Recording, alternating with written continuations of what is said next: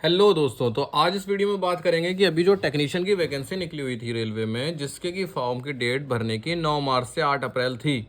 इसकी आप तैयारी कैसे करनी है? देखिए, बहुत अच्छी जॉब है। अच्छी का मतलब है कि इसमें सिर्फ आपको एक एग्जाम निकालना और आपकी जॉब पक्की हो जाएगी। तो इसकी स्ट्रेटेजी भी अच्छी होनी चाहिए। सभी लोग जोर लगाएंगे, पूरा जोर लगाएंगे, ठीक है। पर आपको कैसे जॉब मिल सकती है, क्या गलतियां नहीं करनी है, आपको वो देखना है। सबसे पहले इसका सिलेक्शन प्रोसेस देख लीजिए, बहुत आसान है। सिर्फ एक एग्जाम देना है जिसको कि कंप्यूटर बेस्ड टेस्ट बोल रहे हैं। वरना आप देखो, एएलपी में, जेई में, एनटीपीसी में, रेलवे की किसी भी भर्ती में मिनिमम 2 टेस्ट होते ही होते हैं जिसको आपको क्वालिफाई करना होता है। टेक्निकल वगैरह अलग होते हैं, साइको अलग होता है, इसमें कुछ भी नहीं है। सिर्फ एक पेपर आपको पास करना है। इसके बाद होता है, जो पास हो जाते हैं, डॉक्यूमेंट वेरिफिकेशन, मेडिकल, और जो बंदे इसमें पास हो जाते हैं उनको मिल जाती है नौकरी। यहाँ पर 2 पोस्ट निकली हुई हैं सिग्नल विभाग में। किस विभाग में निकली हुई है लिख देता हूं, मैंने लिखा नहीं था। सिग्नल डिपार्टमेंट में, रेलवे में सिग्नल डिपार्टमेंट में 2 वैकेंसी निकली हुई है। पहली है टेक ग्रेड 1 और दूसरी है टेक्नीशियन ग्रेड 3 की। ग्रेड 1 जिसमें कि 1092 वैकेंसी निकली हैं, और ग्रेड 3 जिसमें कि 8051 वैकेंसी निकली हैं। बात करते हैं कि किसमें क्या क्वालिफिकेशन मांगी है। मैंने शायद इसमें लिखा नहीं है, भूल गया हूं। तो ग्रेड 1 में जो मांगा है वो मांगा है बीएससी, डिप्लोमा और साथ ही साथ बीटेक। वो भी कुछ ही सब्जेक्ट में। कुछ इसकी स्ट्रीम्स हैं, सभी स्ट्रीम वाले नहीं भर सकते हैं। इलेक्ट्रॉनिक्स, ईआई, कंप्यूटर, ठीक है, ये सब भर सकते हैं। आपको फॉर्म अगर भरना है, आप गूगल पे जाइए, sarkariresult.com वेबसाइट खोलिए, ठीक है। वहां पर आप इसका नोटिफिकेशन डाउनलोड कीजिए और पूरी डिटेल्स पढ़ लीजिए कि क्या क्या मांगा हुआ है। मैं यहाँ पर बेसिक बेसिक चीजें बताने वाला हूं, क्योंकि मैं फोकस करूंगा कि आपको इस एग्जाम की स्ट्रेटेजी कैसे बनानी है। जो टेक्नीशियन ग्रेड 3 है, 8051 पोस्ट निकली है, 18 से 33 साल इसमें उम्र मांगी है, और ये मेनली निकली हुई है आईटीआई वालों के लिए, ठीक है, मेनली। बाकी आप पढ़ सकते हैं उसको, नोटिफिकेशन को, 12th वगैरह भी उसमें कुछ पोस्ट के लिए है। अब बात करते हैं एग्जाम पैटर्न की, किस तरह का एग्जाम आता है, कौन सा सब्जेक्ट से कितने नंबर आते हैं। पहले बात करते हैं ग्रेड 1 टेक्नीशियन की। तो ये आप ऐसा समझ लीजिए, ग्रेड 3 समझ लीजिए एएलपी की तरह है, और ग्रेड 1 समझ लीजिए आप एएलपी से एक कदम एडवांस है। उसका मेंस मान लीजिए, या फिर जेई एग्जाम, जेई लेवल का एग्जाम मान लीजिए, ठीक है।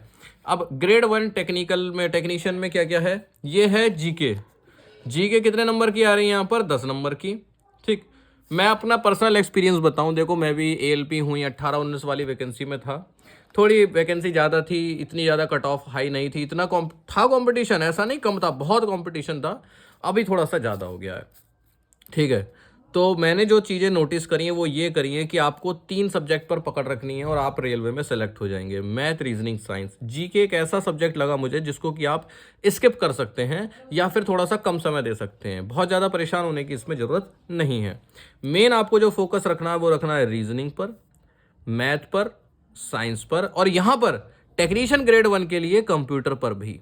कंप्यूटर पर आपको वैसे भी रखना है, बताऊंगा अभी क्यों। तो मैंने क्या क्या सब्जेक्ट बताए, मैंने आपको जो फोकस रखने वाले सब्जेक्ट बताए वो क्या बताए हैं? Math, reasoning, science and computer. 4 subject अगर आपने बहुत अच्छे से कर लिए हैं तो रेलवे की आप वैकेंसी गारंटी से निकालेंगे। एएलपी हो, टेक्नीशियन हो, एनटीपीसी हो या जेई हो, सभी में इन चारों का जो वेटेज होता है वो बहुत ज़्यादा होता है। अब बात आती है कैसे तैयारी करनी है, किस लेवल के सवाल आते हैं। पहले देख लो, इधर 15 नंबर की रीजनिंग है, 20 नंबर की मैथ और 20 की कंप्यूटर है। Basic science and engineering drawing यहाँ पर 35 नंबर की है। जी हाँ, ये एएलपी के सीबीटी 2 में होती है, वही सब्जेक्ट है ये, basic science and engineering drawing. इसका अगर डिटेल सिलेबस चाहिए तो मैं स्क्रीन पर उसका फोटो लगा देता हूँ, स्क्रीनशॉट लगा लेता हूँ। पहले मैंने सोचा लिख देता हूँ एक पन्ने पर, ठीक है। ग्रेड 3 का तो मैंने लिखा हुआ है क्योंकि वो एएलपी के सेम है, पर आप देख लीजिए जो स्क्रीन पर आ रहे हैं आपके सामने, ये इनका डिटेल सिलेबस है, ठीक है। मैं थोड़ा सा यहाँ पर आलस करके, आप लोग मत करना। मैथ की कॉपी बनाओ तो मैथ के पहले पन्ने पे मैथ का सिलेबस लिखना, रीजनिंग की बनाओ तो रीजनिंग का लिखना, कंप्यूटर की कॉपी बनाओ तो कंप्यूटर का सिलेबस लिखना, ठीक है। आप आलस मत करना। कुल मिला के 100 सवाल आएंगे और समय कितना रहेगा यहाँ पर? 90 मिनट का। अब देखिए, 90 मिनट में 1/3 की नेगेटिव मार्किंग भी है। अब आपने मान लो जीके का कह दिया कि मुझे जीके पे थोड़ा सा, वैसे देखो जीके मुश्किल से आपकी 5 मिनट लेनी है, मुश्किल से 5 मिनट जीके में लगेंगे आपको। भाई सवाल पढ़ना है और 2 ही केस होंगे, या तो आपको आंसर आता होगा या फिर आपको आंसर नहीं आता होगा, ठीक है। जीके के बाद आ जाते हैं बचे हुए सब्जेक्ट। कंप्यूटर मुश्किल से 10 मिनट, ठीक है, पढ़ के जवाब देना है। साइंस, यहां पर साइंस में आप गच्चा खा सकते हैं। क्यों? पहली बात तो यहां पर साइंस 6 से 10th लेवल की आएगी, 11th और 12th क्लास के कुछ चैप्टर हैं, साथ ही यहां पर इंजीनियरिंग ड्राइंग भी आएगी और 2-3 टॉपिक और एक्स्ट्रा हैं। साथ ही यहाँ पर एक एक्स्ट्रा चीज़ जो आपको परेशान कर सकती है वो है यहाँ पर न्यूमेरिकल्स। आप ये मत समझने लगा कि साइंस में आपको मजे आ जाएंगे, साइंस को आपको समय देना पड़ेगा।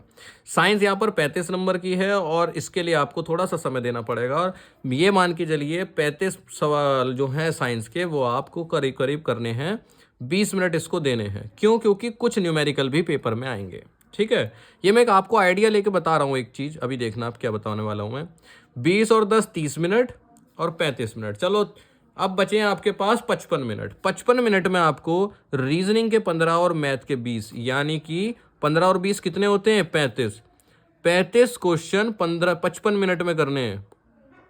35 क्वेश्चन 55 मिनट में करने हैं और ये आप तब करने पड़ेंगे जब आप साइंस में बहुत स्पीड से सवाल सॉल्व करें। जब फिजिक्स के न्यूमेरिकल आएंगे तो आप उसमें थोड़ा सा समय ज़्यादा ले सकते हैं। हो सकता है आपको यूनिट कन्वर्ट करने को दी जाए, पॉइंटों में आंसर आ रहा हो, रेजिस्टेंस वगैरह के फॉर्मूले लगाने पड़े और आप समय लें। ये 20 मिनट बढ़ गए तो यहाँ समय घट जाएगा।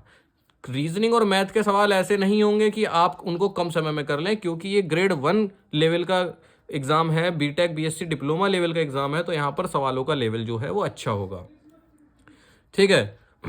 तुक्के नहीं बढ़ाने हैं, ठीक। अगर आप समय डिवाइड कर लेते हैं अच्छे से तो आपको बहुत बेनिफिट मिलेगा। पर ये आप करेंगे कैसे? डायरेक्ट एग्जाम में तो नहीं करेंगे ना, उससे पहले कम से कम 85 बार प्रैक्टिस करेंगे। प्रैक्टिस के लिए आपको क्या चाहिए? प्रीवियस ईयर क्वेश्चन पेपर्स, वो मैं अभी बताऊंगा। जरा आप ये देखिए, टेक्नीशियन ग्रेड 3 पे भी आ जाइए, दोनों को साथ में बताऊंगा। अब जो ITI लेवल के बंदे हैं उन्होंने टेक्नीशियन ग्रेड 3 भरेंगे भाई। ग्रेड 3 में मैथ, रीजनिंग, साइंस और जीके सेम एज ALP, जो ALP का सिलेबस था वही है। ये रखा हुआ मेरे पास, ये देखो, ये है मैथ का पूरा सिलेबस, नोट कर सकते हो इस वीडियो को पॉज करने के बाद। ये साइंस 10th क्लास तक की आएगी, फिजिक्स, केमिस्ट्री, बायो। ये यहाँ पर रीजनिंग के टॉपिक नोट कर सकते हो वीडियो को पॉज करके। और जीके तो जीके होती है भैया, जीके तो कहीं से भी आ जाती है। तो कुल मिला के ये आपका है सिलेबस, ठीक है। ये आपका सिलेबस हो गया, ऐसे तो साफ दिखेगा नहीं। चलिए, इस वीडियो को पॉज करके कर लेना, कोई दिक्कत नहीं है। यहाँ पर अब बच्चे क्या करेंगे भैया, देखिए यहाँ पर भी 90 मिनट है, यहाँ पर साइंस के 40 सवाल। साइंस एक बहुत इंपॉर्टेंट फैक्टर है, इसलिए अब मैं आपको कुछ बुक्स बताता हूँ जो कि देखो, अब बहुत से बच्चे कहेंगे कि आप एक ही टाइप की बुक्स बताते हो, तो वो रेलवे के लिए भाई बुक बना रहे हैं, तो मैं वही तो बुक बताऊंगा। जो बुक्स आपके कम फायदे की हैं वो मैं क्यों बताऊंगा? क्यों मैं आपको कंफ्यूज करूंगा कि ये भी ले लो और वो भी ले लो, ठीक है। देखो, ये है किरण पब्लिकेशन की फिजिक्स की बुक, ठीक। खान सर का इसमें बहुत बड़ा रोल है, क्योंकि ये रेलवे को टारगेट करके अपने बैच करते हैं, ठीक। अब सुनिए, जो ये फिजिक्स की बुक बनाते हैं या मैथ की बुक बनाते हैं या रीजनिंग की बुक बनाते हैं, वो रेलवे को टारगेट करके बनाते हैं। अब रेलवे में ALP भी आता है, टेक्नीशियन भी आता है, JEE भी आता है, NTPC भी आता है, ग्रुप D भी आता है, RPF भी आता है। यानी एक बुक आपकी सिर्फ एक नहीं, 10 एग्जाम में काम आएगी।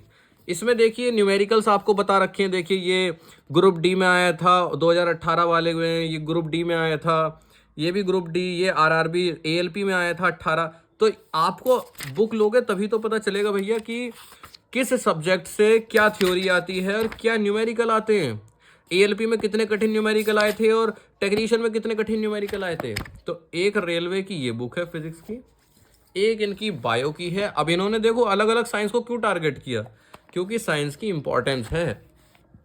इन सभी बुक्स का जो लिंक है ना आपको, वो डिस्क्रिप्शन में मिल जाएगा। पर आपकी मर्जी, आप कहीं से भी खरीदो। आप फ्लिपकार्ट पर सर्च कर लो किरण पब्लिकेशन केमिस्ट्री बुक या साइंस बुक, कुछ भी करके, या आप अमेजन पर सर्च कर लो, या फिर आप दुकान से खरीद लो, या फिर आप अपने किसी बड़े से मांग लो। और इन्होंने न्यूमेरिकल की इंपॉर्टेंस देखते हुए फिजिक्स और केमिस्ट्री के न्यूमेरिकल के लिए अलग से बुक निकाल दी, ठीक है। इसमें सिर्फ और सिर्फ आपको न्यूमेरिकल मिलेंगे, साथ ही साथ उनके मॉडल क्वेश्चन पेपर भी मिलेंगे कि इस तरह के न्यूमेरिकल आपके आगे के एग्जाम में आ सकते हैं, ठीक है। अब एक ये बुक है प्रीवियस ईयर क्वेश्चन की प्रैक्टिस वर्क बुक, ठीक है। ये ALP के CBT 1 में काम आनी है और टेक्नीशियन ग्रेड 3 में काम आनी है, क्योंकि दोनों का सिलेबस सेम है। और इससे पहले तो ALP और टेक्नीशियन की वैकेंसी कॉमन निकलती थी, इस बार अलग अलग निकल रही है। तो ये साइंस को टारगेट करके बुक्स बनाई गई हैं, क्योंकि साइंस की आप इंपॉर्टेंस देखिए। ये बताओ भाई, आप मान लीजिए आपकी नौकरी लग जाती है, आप 50,000 रुपये महीना कमाने लग जाओगे मिनिमम जिंदगी भर के लिए, तो क्या आपको 1,500 रुपये की बुक्स कुछ मायने रखती हैं?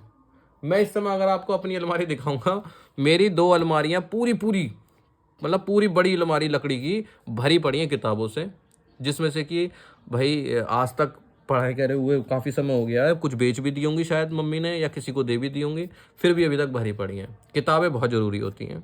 बात करते हैं आगे की टेक्नीशियन ग्रेड 3 में आपको 3 ही सब्जेक्ट, मैथ, रीजनिंग, साइंस, मैं यही कहता हूँ 3 सब्जेक्ट पे पकड़ बना लो, आपका काम हो जाएगा। साइंस में आप इसमें सिर्फ 6 से 10 तक पढ़ना है, पर जो टेक्नीशियन ग्रेड 1 वाला है उसमें सिलेबस ज़्यादा है साइंस का, ठीक है। उसमें 11-12 के भी टॉपिक्स हैं साइंस के अंदर। इसमें भी 100 सवाल होंगे, 90 मिनट मिलेंगे आपको। और अभी मैंने आपको बुक दिखाई ना प्रीवियस ईयर क्वेश्चन वाली, कहाँ गई ये वाली, प्रैक्टिस वर्क बुक है जैसे ये, ठीक। इससे आपको प्रैक्टिस करनी है, तभी तो आप भाई साहब टाइम के अंदर सॉल्व कर पाओगे।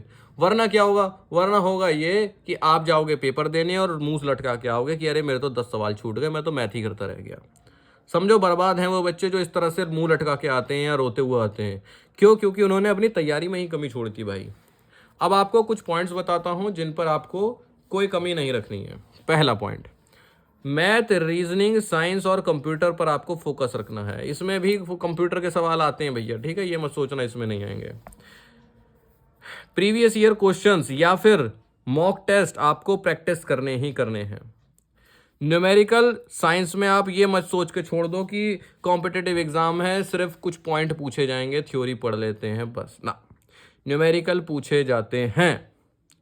सिलेबस के अकॉर्डिंग पढ़ना है। मैंने आपको सिलेबस बताया दोनों एग्जाम का, है ना। आपको उन सिलेबस के जो जो टॉपिक लिखे हुए हैं उनको ही कवर करना है, फालतू के नहीं करने हैं, नहीं तो आप अपने ऊपर फालतू का बर्डन बढ़ा लोगे।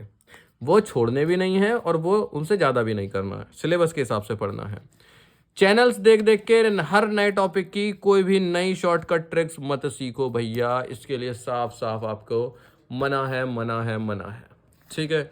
नई ट्रिक्स नहीं सीखनी है आपको। जो पुराने मेथड हैं, जो आपने स्कूल में सीखे हैं, जो आपने कॉलेज में सीखे हैं, आपको वही तरीकों से मैथ, रीजनिंग के सवाल सॉल्व करने हैं। कोई दिक्कत नहीं होगी, टेंशन मत लो। कोचिंग वाले कितना ही आपको लालच दें, पर जो आपने बेसिक तरीके सीखे हैं आप उन्हीं से प्रैक्टिस करो। एडिशन, डिवीजन और मल्टीप्लिकेशन, सब्ट्रैक्शन, इनकी स्पीड बढ़ा लो ना, तो आप नॉर्मल तरीके से ही स्पीड में सवाल को सॉल्व कर पाओगे। ट्रिक्स सिर्फ और सिर्फ आपको एग्जाम में कंफ्यूज करेंगी, आपके गलत होने के चांस बढ़ेंगे, आपके भूलने के चांस बढ़ेंगे। अगर आपको किसी सब्जेक्ट में कोई दिक्कत लगती है, चाहे वो मैथ हो चाहे वो साइंस हो, तो आप 6ठी से 10वीं के किसी बच्चे की किताब मांगकर उसकी हेल्प ले सकते हो। मान लीजिए मैं आपको एक बता दूं कि रेलवे की आप ये मैथ की बुक ले लो, ये भी किरण वालों की है, इसमें आज तक सारे सवाल आए हुए हैं। आपने इसमें टॉपिक वाइज करना शुरू किया, आपको ये अलजेब्रा कठिन लग रहे हैं, कोई दिक्कत नहीं, इसको रखो साइड में।